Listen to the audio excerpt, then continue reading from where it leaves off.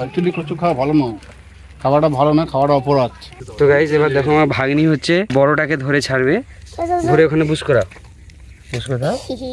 তো guys finally আমরা চলে এসেছি সেই রকম জলাশয়ের খোঁজে, যেই রকম জলাশয় থেকে কচ্ছপকে আমরা ধরেছিলাম।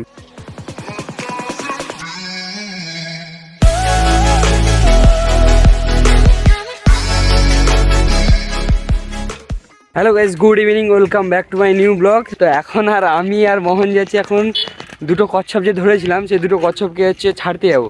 আমার দাদাবুও চলে এসেছে, তার সাথে সাথে চলে এসেছে আমার ভাগ্নিও, দেখতে পাচ্ছ, আর এই যে আমার দিদিও চলে এসেছে। তো এখন আমরা হচ্ছে যাবো হচ্ছে ওপাশে একটা জঙ্গল আছে, ওই জঙ্গলের দিকে, ওই পাশে গিয়ে হচ্ছে যে দুটো কচ্ছপ আমরা ধরেছিলাম ওই দুটো কচ্ছপকে হচ্ছে আমরা পুজো টুজো করে ছেড়ে দেবো। কারণ পাড়ায় পুকুর আছে, ছাড়বো না, তার কারণ হচ্ছে কি ওরা ধরে নেবে, ধরে খেয়ে নেয় আর কি, আর আমরা খাবো না, তার কারণ যেন কচ্ছপ হচ্ছে প্রায় বিলুপ্ত হয়ে যাচ্ছে। এই দেখো আমার মাও চলে এসেছে, এই যে যাবো আমরা গিয়ে হচ্ছে একটু পুজো টুজো করে কচ্ছপকে ছেড়ে দেবো, কেন আমরা কচ্ছপ খাই না। তো চলো যাওয়া যাক। মামা আনন্দ হচ্ছে? তো গাইস হচ্ছে সবাই চলে এসেছে, এখন হচ্ছে আমরা যাবো। মামা কোথায় যাবো আমরা? মোহন কোথায় যাবো? হ্যাঁ আমরা কচ্ছপ ছাড়তে যাবো, কারণ হচ্ছে তোমরা হয়তো জানো যে নারায়ণের হচ্ছে কুম্ভ রূপ ধারণ করেছিল, সে কচ্ছপের রূপ, তো বাড়িতে এগুলো খুবই মানে আর কি। তো এই জন্য আমরা কচ্ছপকে পুজো করব। সিঁদুর এনেছি আর ধূপও আছে, তার সাথে সাথে ফুলও কিছু এনেছি। পুজো টুজো দিয়ে দেওয়ার পর ওই জঙ্গলের দিকে আমরা ছেড়ে দেবো। কচ্ছপকে যে যেখানে ধরবে কচ্ছপকে তার স্থানে রেখে দিয়ে আসাটা বাঞ্ছনীয়। সবাই কচ্ছপকে পুজো করে কচ্ছপকে তার নির্দিষ্ট স্থানে রেখে দিয়ে আসা ভালো। অনেকে কচ্ছপ খায় মানে আনন্দের জন্য, কচ্ছপ ধরে কচ্ছপ খায়। অ্যাকচুয়ালি কচ্ছপ খাওয়া ভালো নয়, খাওয়াটা ভালো না, খাওয়াটা অপরাধ। আমি যে কচ্ছপ দুটো ধরেছিলাম, ঠিক আছে, এগুলো বাবাও বলেছিল যে বাড়িতে পুষবে বলে। এবার আমার কাছে যে কচ্ছপগুলো আছে সেগুলো হচ্ছে মানে অনেকটাই বড়, ওই জন্য হচ্ছে আমি বললাম যদি পোষায়, যদি কোনো গাফিলতি রয়ে যায়, কোনো কারণে মারা যেতে পারে, ঠিক আছে।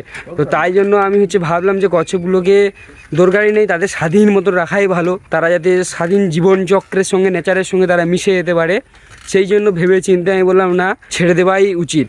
তো সেই জন্য আমার মা জানে কোন জায়গায় ছাড়া উচিত, কারণ আমি তো প্রথমে নদীতে ছাড়বো ভেবেছিলাম, তার বললাম না, ওরা হচ্ছে আমাদের যে পাড়ার যে পুকুর তোমরা জানো সেই জলেই ছিল, আর সেই জলটা তো নোনা জল না, মিঠা জল।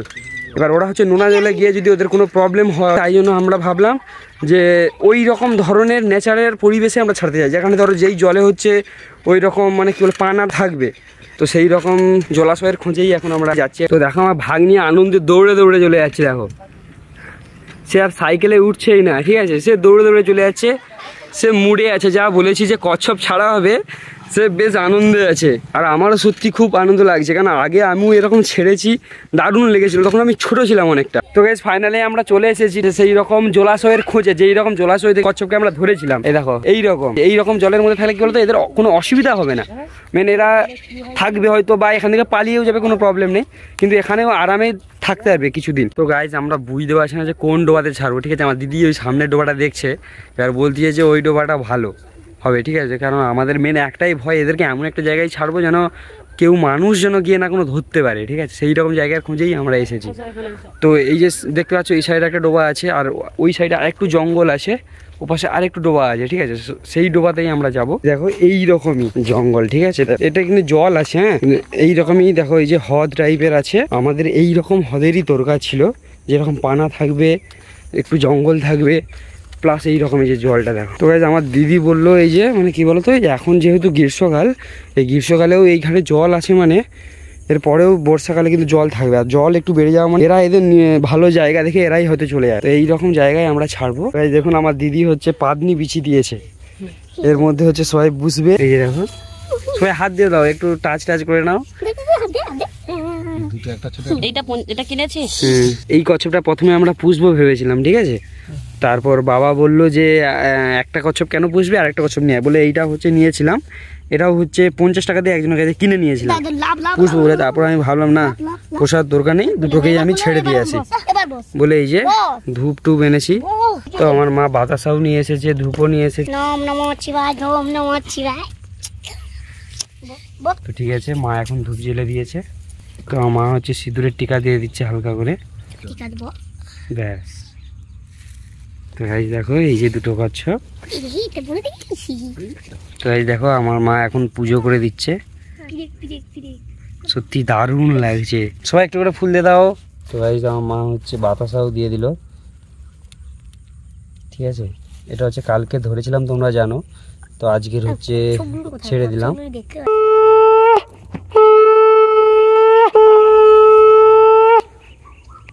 সত্যি গাইস দারুণ অনুভূতি হচ্ছে। এইরকম কচ্ছপকেও আমরা যদি দেখো কিভাবে পূজা করে ছাড়ছি। দেখো এই যে মোহন এসেছে, মোহন ছাড়বে, ধরে এই পাতার উপরে বুঝ করে দাও, পাতার উপরে বুঝ করে দাও।